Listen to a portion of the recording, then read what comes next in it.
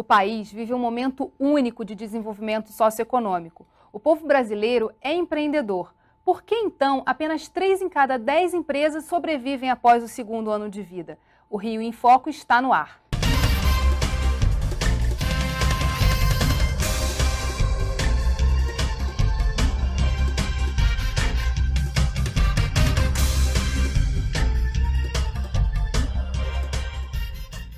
Os 2 primeiros anos são os mais críticos para os empreendedores. É nesse momento que eles têm que conquistar o mercado e é aí que a situação se complica. Para conversar sobre o desafio de empreender, estão aqui o diretor do Sindicato de Empresas de Serviços Contábeis, Lúcio Fernandes, e o gerente da área de estratégias e diretrizes do Sebrae Rio de Janeiro, César Kizenblat.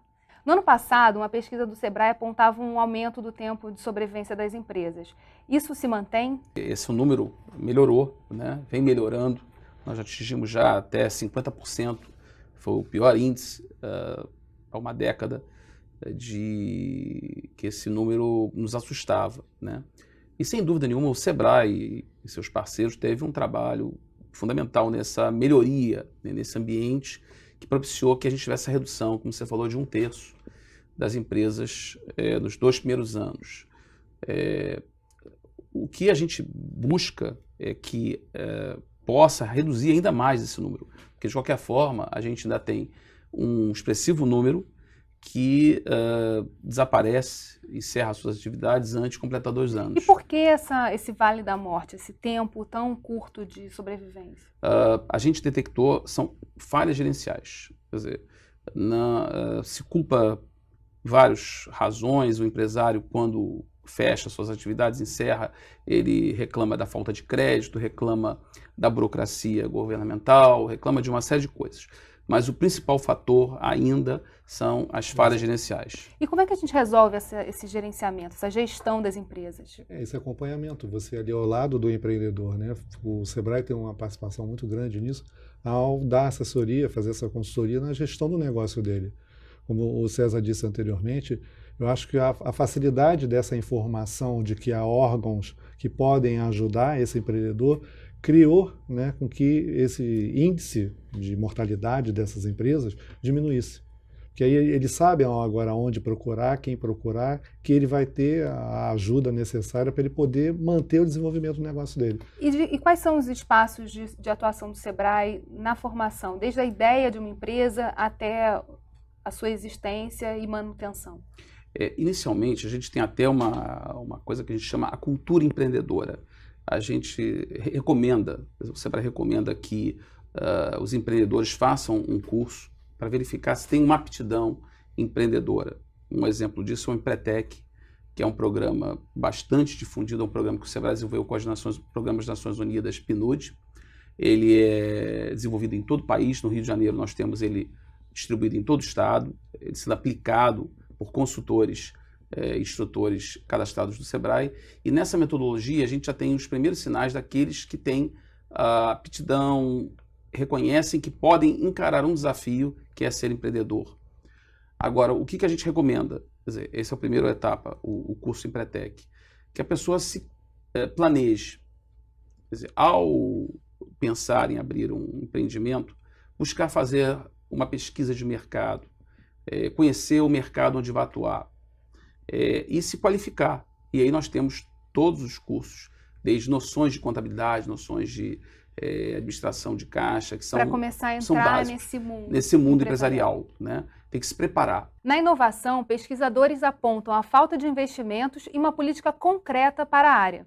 O conselheiro do Clube de Engenharia, Miguel Ângelo Gaspar Pinto, diz que financiamento é a causa da mortalidade no setor de tecnologia. Vamos ver. No Brasil, nas últimas décadas, nós organizamos um arcabouço legal institucional para ter recursos para pesquisa. Então nós temos essas empresas inovadoras nascem das universidades, recebem recursos do Estado para desenvolver pesquisa, para desenvolver os seus artigos científicos, desenvolver seus protótipos. E chega um determinado momento que eles têm já esses protótipos já prontos para entrar no mercado. O problema é que quando eles chegam nesse momento, que já tem todo esse investimento já feito, já querem entrar no mercado, eles vão atrás dos fundos de investimento, vão atrás de anjos, do capital de risco, que é como geralmente se faz no mundo inteiro, e não conseguem. Então existe esse buraco de capital que faz com que essas empresas que estavam com tudo para crescer caiam no Vale da Morte e morram. Então o Vale da Morte é exatamente esse buraco.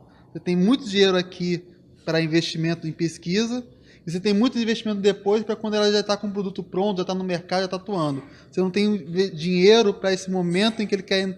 que eu estou com o produto pronto, preparado para entrar no mercado, mas eu não tenho dinheiro para botar no mercado. Então, não tenho dinheiro para vendas, não tenho dinheiro para marketing, não tenho dinheiro para administração, não tenho dinheiro para fazer com que meu produto fique na prateleira para as pessoas comprarem. Uma boa coisa que está sendo feita é a redução dos juros. Quando você reduz os juros da economia, aquele investidor que estava confortável investindo em renda fixa, ou então outras formas de ganhar 20% ao mês, 20% ao ano, vai ter que investir no setor produtivo. O grande parte do problema é exatamente a cultura de pouco risco, o medo de investir numa coisa que não existe, ninguém nunca viu. A cultura tem que ser exatamente o contrário. Você tem várias empresas inovadoras, cada uma precisa de um pouquinho, vamos investir em uma grande quantidade, uma carteira, algumas vão morrer, algumas não vão dar certo, porque é da natureza da inovação que as coisas possam dar errado, mas aquela que der certo pode ser a próxima Google, próximo Facebook. Na inovação, essa morte das empresas é mais sentido ou não? Ela teve, ainda tem ainda um aspecto que na reportagem a gente pode perceber, um espaço muito grande para crescimento do capital semente, que é aquele primeiro capital que o empreendedor de base tecnológica precisa, e o venture capital ou private equity para empresas que já têm o capital semente, mas já querem colocar o produto no mercado, não já desenvolver o seu protótipo, já estão numa segunda linha. E ele diz muito bem que existe um gap, né, um espaço nesse vale, né? O que a gente promoveu ao longo dos últimos anos? O desenvolvimento das incubadoras de empresa. E junto ao desenvolvimento das incubadoras, a atração dos investidores. Então, é uma cultura que vem crescendo no país, dos investidores que têm empresas especializadas em private equity, que aplicavam, como ele bem colocou, em ações, mercados derivativos e outros mercados de renda fixa, entre outros, e que hoje estão começando a aplicar no mercado de empresas de base tecnológica, né? Não, empresas inovadoras, e que, obviamente, a gente espera que sejam até de classe mundial. Quer dizer, então, esse mercado, ele reduz, de uma certa maneira, a mortalidade, enquanto o SEBRAE, junto com as universidades e o governo do Estado, com a FAPERJ e a FINEP, etc., promovem o desenvolvimento de incubadoras. Aí nós temos, inclusive, um índice de 15% a 20% de mortalidade, menor do que o restante da economia, porque está num ambiente protegido, um ambiente que recebe o foco em capacitação gerencial, finanças, marketing, como bem colocado, e também a atração desses investimentos começam a vir. Quer dizer, é a preocupação já dos gestores de incubadora buscar os investidores. Essas empresas precisam realmente de investimento para dar alavancagem, e aí sim... E essa manutenção naquele tempo que é de entrada no mercado, né? Perfeito. Sim, agora, e para do protótipo e ele entrar para o mercado. E para serviços, isso se iguala ou não? Eu acho que o principal na área de serviço, dentro do que a gente já tinha falado anteriormente, nessa questão do gestor, daquele que vai fazer o empreendimento e vai geri-lo, dele ter essa capacitação antecipadamente para que ele possa ter os mecanismos, as ferramentas para ter a visão de que o negócio dele possa crescer, é o que ele precisa, talvez, numa área de investimento, é porque a gente fala em plano de negócio. Para ele fazer esse plano de negócio, ele vai precisar de dinheiro. Muitas das vezes, por mais que a gente tenha os órgãos, os organismos, trabalhando em conjunto para capacitá-lo, para dar essa assessoria, como o SEBRAE, o SESCOM e vários outros, mas ele vai necessitar de algum momento de algum valor para que ele possa investir nesse plano de negócio dele, para que ele possa fazer a pesquisa que vai gerar esse negócio dele. E isso a gente não vê hoje, né? O investimento que você vê já para aquela empresa que está constituída. Então, ele já tinha que ter partido do princípio que aquele plano de negócio vai dar certo. Mas a falta do plano de negócio também mostra um perfil de empreendedorismo por necessidade, né? De uma certa forma, sim. O que o Lúcio colocou é muito importante, que a gente vem incentivando isso nos setores de base tecnológica, a universidade já prepara, as incubadoras já preparam os jovens a fazerem seus planos de negócio. Aliás, só entram nas incubadoras se tiver o plano de negócio. Isso facilita não só a análise daquele investimento, daquele empreendimento, em termos de duração, em termos de mercado, e depois para obtenção, exatamente como o Lúcio colocou, do crédito, do investimento, né? O plano de negócio é fundamental. Nos setores tradicionais, a gente tem as parcerias, seja com o SESCOM aqui, com o nosso cadastro de consultores, de orientação, porque os bancos, hoje os bancos oficiais, só querem liberar o crédito com orientação, ou seja, que os negócios sejam orientados para o crédito, ou seja, o empresário não pode dizer simplesmente eu preciso de tanto valor, ele tem que mostrar exatamente quando que ele precisa, o projeto. Né? Em que momento o recurso começa a dar retorno, etc. Então a gente vai continuar falando sobre financiamento no próximo bloco. É só um instante. Rio em Foco aqui, política e economia caminham juntas.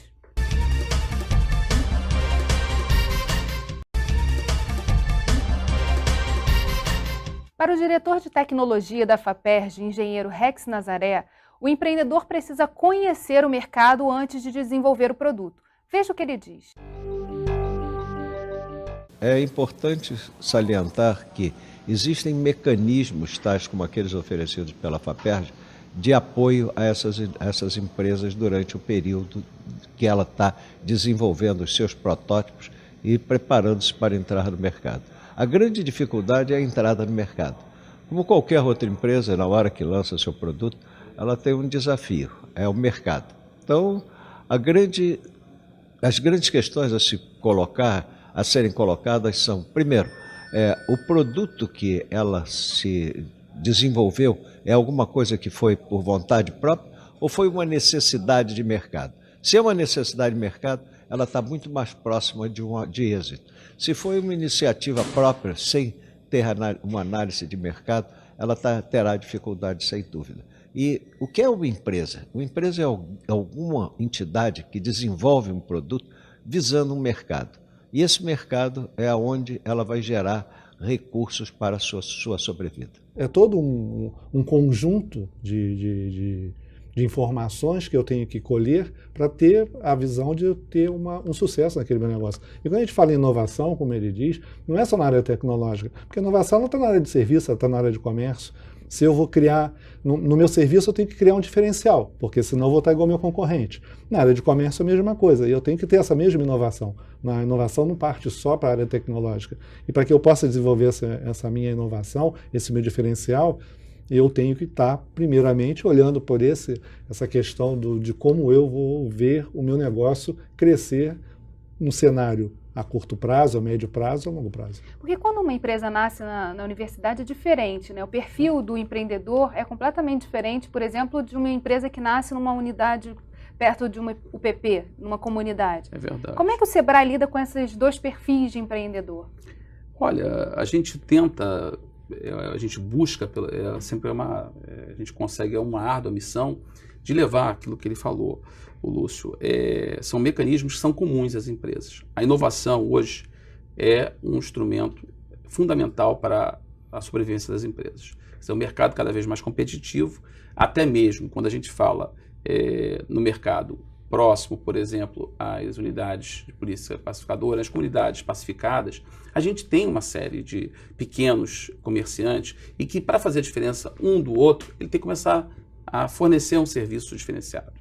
Isso é válido para o comércio, é válido para o serviço. Então a gente tenta passar essa cultura, né? Obviamente numa linguagem diferenciada, né? Porque a cultura da inovação ela pode estar na gestão, em processos. E numa empresa de setor tradicional da economia, como ele colocou muito bem, Lúcio, a questão de um setor de serviço e comércio, ela se dá no dia a dia, né? No processo, como ele dá com o cliente, olho no olho, a forma ele entrega o produto, etc. Então, isso pode ser dado de maneira mais simples. No lado das empresas que nascem na incubadora, a inovação é um fator não só crucial, como diferencial de mercado imediato, né? Porque são empresas que buscam atender um gap, uma falta de inovação em alguma área específica do setor tradicional. Então, ela pode ser uma empresa que está buscando fazer um portal um serviço de busca na internet, como foi o caso da criação do Google ou das redes sociais, como foi o caso do Facebook. Quer dizer, foram diferenciais que não existiam no mercado, mas que exigiam uma alta complexidade de inovação, né? Horas de programação, horas de dedicação científica e tecnológica ao mesmo tempo. Então, esse diferencial, a incubadora e na universidade, é um ambiente propício para isso. Durante esse tempo de sustentabilidade da empresa, que tipo de assistência, por exemplo, o Sescom pode fornecer para esses empresários? A gente está sempre ali dando oportunidade de ter o acesso ao novo empreendedor, para aqueles que não tiveram a possibilidade de já contratar um técnico, de ele estar nos procurando e a gente assessorando ele. Junto, através da nossa entidade, o Sescom, em parcerias com o Sebrae, quando fazemos trabalho, como foi dito agora aqui, do microempreendedor, nós temos uma parceria junto com o Sebrae, na qual a gente está indo nas comunidades pacificadas para fazer as formalizações e dar também essa assessoria posterior a ele. O senhor falou de um ponto importante, né? Qual o papel do governo nesse momento que o nosso entrevistado coloca do Vale da Morte das empresas? Há uma possibilidade de financiamento também desse plano de negócios, do plano de marketing, do lançamento do produto? Existe, né? Não só a FAPERJ, na linha tecnológica, como ele colocou, que até não exige juros, são capitais não reembolsáveis, são fundos, recursos não reembolsáveis, o que permite uma certa tranquilidade por parte do empreendedor, obviamente um compromisso maior também, né? Ele tem uma responsabilidade de devolver à sociedade aquilo que o governo, que o Estado apostou. Agora, a gente percebe, por exemplo, no Estado hoje, órgãos como a Invest Rio, que já estão querendo apostar em setores tradicionais da economia, esse é o papel, inclusive, nos principais polos de vocação econômica do Estado, como rochas ornamentais, polos de confecções no Estado, até porque já existem incentivos fiscais dados pelo Estado. Biotecnologia. Biotecnologia é um foco importante, ligado também ao setor de base tecnológica. Aqui nós temos um polo importante na Ilha do Fundão, o Polo BioRio, e não só também a própria indústria farmacêutica de pequeno e médio porte, né, que vem se desenvolvendo. Então a gente tem um espaço muito grande. O governo vem ocupando esse espaço. A gente tem um espaço ainda do governo federal, do governo estadual, que vem cumprindo a FINEP, a agência financiadora aqui no Brasil, e particularmente uma atuação muito forte no Estado. Temos a FAPERJ no Estado, e o que a gente pretende fazer é que os municípios também criem os seus fundos de apoio tecnológico. Quer dizer, inclusive está previsto num dos capítulos da Lei Geral que os municípios possam criar também fundos de incentivo. É óbvio que isso vai depender dos diferentes portes de municípios, como o caso aqui da cidade do Rio de Janeiro, Macaé, que tem a possibilidade dos ROIs, aplicação e etc. São os municípios não só com poder maior de recurso, mas também com possibilidade de investimentos que permitam criar esses fundos de inovação tecnológica. No próximo bloco, vamos conhecer um projeto que tem tudo para dar certo. A gente volta já. Rio em Foco aqui, política e economia caminham juntas.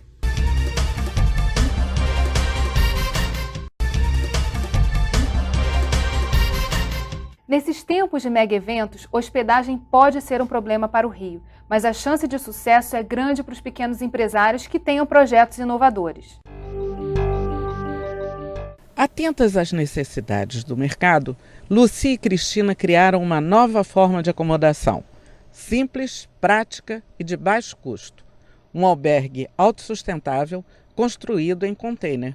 Esse projeto do Hostel do Porto, ele foi desenvolvido com o apoio do Sebrae. Uma forma carioca de receber os turistas sem um custo caro da construção de um hotel. Bambu nas paredes e no mobiliário. Madeira só certificada ou de aproveitamento de obra. Na construção da pérgola, nós utilizamos um bambu gigante, né? E na fabricação do deck, né, nós fizemos também o mesmo bambu gigante. Já no balcão foi usado o bambu mirim, né, para dar essa diversidade. Tá? São produtos ecologicamente corretos e sustentáveis, né, de grande abundância aqui no nosso estado, inclusive. Os azulejos são feitos com sobras de sacos plásticos. Esse material ele é descartado em fábricas e a gente pega esse material e transforma no nosso revestimento. Esses acessórios são confeccionados em tecidos feitos com restos de pano e PET e de aproveitamento de doações. A mão de obra usada na confecção de colchas, almofadas e edredões é de mulheres de comunidades que estão aprendendo um ofício. O assoalho de PVC reciclado pode ser reciclado sempre que se queira mudar o piso. Um projeto que tem tudo para dar certo e que abre possibilidades para as micro e pequenas empresas, tanto para aquelas interessadas em hospedagem, quanto para as fornecedoras de materiais e equipamentos para a construção do albergue autossustentável. A proposta é desenvolver os containers para diversos usos diferentes, comerciais, residenciais. Aqui é um albergue, que é um nicho que o Rio de Janeiro precisa investir, precisa crescer nesse nicho, né, de mercado. Então, nesse a gente tem certeza absoluta que tem tudo para dar certo. Criatividade, mudança, você viu que não está dando muito certo uma coisa, você procura outro caminho e você vai achar com certeza, porque tem gosto para tudo, todo mundo gosta de novidades e tem que ter criatividade para apresentar novidades para as pessoas. Temos 40 anos de mercado, né? E vamos passando cada ano, mudando um pouquinho, diversificando para continuarmos firmes nesse mercado aí. Como acompanhar o andamento do negócio, como mapear os possíveis problemas para que a gente ultrapasse esses 2 anos e consiga sobreviver 40 anos? Capacitando, né, nas ferramentas que é necessárias para que ele possa dar andamento à sustentabilidade do negócio dele. A gente trabalha assim, para o telespectador. Aquele que está assistindo a gente agora e está pensando, eu quero abrir meu negócio, a quem eu procuro? Quais são as fontes de informação disponíveis hoje para quem quer empreender? Bom, sem dúvida nenhuma, eu diria procurar o Sebrae, né? Porque não só pela relação que a gente tem com todos os órgãos que responsáveis pela abertura de empresas, né? Tanto no Estado, no município, no âmbito federal. Então a gente dispõe... E melhorou mesmo esse tempo, por exemplo, de abertura de empresas? Está mais fácil? Está mais fácil. Sem dúvida nenhuma, temos um espaço ainda de melhoria muito forte quando a gente compara benchmark internacional, até alguns casos nacionais também. Mas, de qualquer maneira, a gente tem levado aí de 15 a um mês, já tivemos 5 meses, 6 meses no passado. Então, a gente vem melhorando não só a formalização de empresas, né? Nós temos já hoje órgãos trabalhando em conjunto, né? O caso da Junta Comercial do Estado com o Sebrae, num projeto chamado Regim. Estamos trabalhando com o SESCOM para orientar em conjunto, né, o contador e o Sebrae os primeiros passos da sua contabilidade. Quer dizer, ele está acostumado já a ter um diálogo próximo com o contador, ver o contador como aliado, como orientador do seu negócio. É exatamente esse projeto com o SESCOM é fundamental. Para que ele não tenha a surpresa posterior de verificar que aquilo que ele vinha fazendo até aquele momento, ele não tinha nenhum controle. E que ele é alvo de multa, né? Possivelmente sendo passível de multa. E Geisa, eu acho que um aspecto fundamental na outra matéria que eu queria até complementar, a gente percebe que as empresas, para passar esses 2 anos, a gente viu o início de uma empresa que está fabricando ambiente de hospedagem através de containers. Ela já começa inovadora. Quer dizer, o que significa isso é que ela já ganha o mercado porque ela está num ambiente diferenciado. Esse mercado é um mercado, claro, que está mapeado hoje no Estado do Rio de Janeiro. Nós temos uma série de eventos até 2016, né? Passando o ano que vem pelo Encontro Mundial da Juventude Católica, Rock in Rio, a Copa do Mundo, Rio, Olimpíadas 2016, os 450 anos da cidade. Eu falei assim, em 5, 6 eventos, e fora os outros grandes congressos. Estão sendo atraídos por uma cidade. E os grandes investimentos, né? A vinda de muitos executivos para a cidade e trazendo, obviamente, engenheiros e uma mão de obra toda especializada. As empresas estão investindo no Brasil, quer dizer, é um mercado, claro, né, de grandes investimentos e dos grandes eventos que já estão aí agendados no calendário internacional. Então, esse aqui é um exemplo das 2 empreendedoras que mostram o poder da inovação. Quer dizer, se a empresa ela quer continuar no mercado, ela precisa pensar constantemente em inovação. E inovação não significa investimento em altos valores, em alta tecnologia. Não, é uma forma de dar condução ao seu negócio. Ela pode ser uma modificação na forma de lidar com o cliente, lidar com uma entrega, lidar com um processo produtivo, uma automação, um processo de informática dentro da empresa, mais... Desenvolver uma ideia original, né? Isso é uma ideia original que ela está desenvolvendo. Para a empresa é inovação, e ela pode estar sendo mais agressiva e mais apostando no futuro do que o concorrente. Então, isso é um dos caminhos, não é o único caminho, mas é um dos caminhos que a empresa pode buscar para a sua longevidade. E nessa questão dos contadores, quais são os problemas que os contadores observam nesse acompanhamento quando ele não é bem feito no começo? Como consertar também para manter as empresas funcionando? O grande problema é quando ele não tem essa orientação, essa assessoria no nascedouro dessa empresa dele, ele pode acarretar problemas futuros por ele não estar atendendo obrigações fiscais, obrigações legais, obrigações acessórias, como nós chamamos, e acarretar multas, né? Hoje nós temos aí obrigações acessórias que geram multas de R$5.000 mês.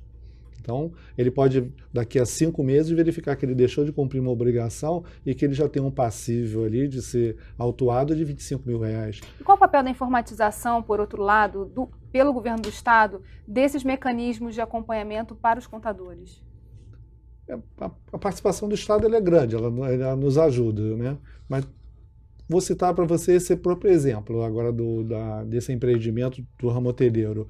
Se não houver uma participação do Estado, do município, que visualize esse empreendimento como uma coisa inovadora, uma ideia original que está sendo colocada em prática, e ter a assessoria do Estado e do município para que esse empreendimento possa ser formalizado, legalizado, porque ele tem um diferencial que hoje o próprio Estado e o próprio município ainda não reconhece ele dentro dos seus organismos. Então, se não houver esse intuito de que possa fazer com que ele vá à frente, que a gente possa acreditar nele, é passível de mais à frente ele não conseguir ter a sua sustentabilidade.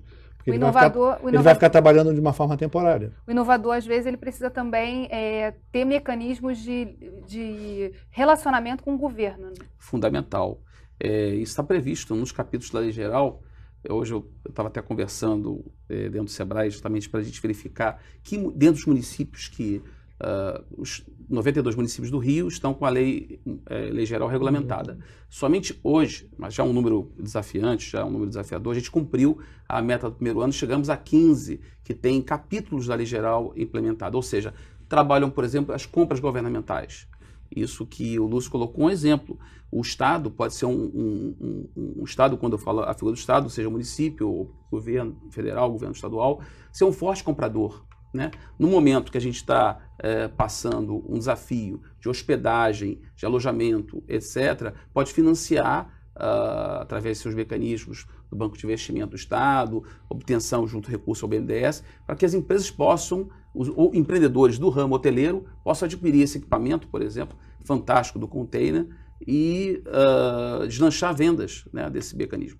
Então, as compras governamentais, elas respondem para um importante capítulo dentro da lei geral e podem aproximar muito a micro e pequena empresa do mercado. Às vezes essa legislação ela é lenta em relação a reconhecer aquele produto inovador. Então você lança um produto, um serviço, como é o caso do hotel de forma em container, e a legislação até reconhecer, poder fazer com que aquele tipo de empreendimento seja suscetível de ser autorizado, seu funcionamento, há um hiato muito grande de tempo e faz com que, às vezes, você trabalhe de forma não, colocamos assim, precisa, né, com base. Né? Eu vou estar sempre com medo de que aquilo possa não continuar ali na frente. A gente já está acabando o programa, infelizmente. Eu queria que o senhor desse o site do SEBRAE para que as pessoas possam entrar em contato, tirar dúvidas. www.sebraerj.com.br, o 0800 570 0800 também, uma forma também do nosso teleatendimento, também que funciona de segunda a sexta no horário comercial. www.sescom-rj.org.br e o nosso telefone 2216-5353. Obrigada, Lúcio, obrigada, César, e obrigada a você que ficou com a gente até agora. O Rio em Foco é o programa do Fórum Permanente de Desenvolvimento Estratégico do Estado.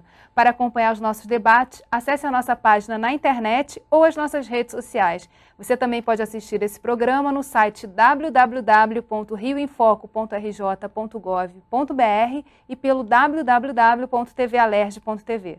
TV Alerj, o canal do povo fluminense. Até a próxima!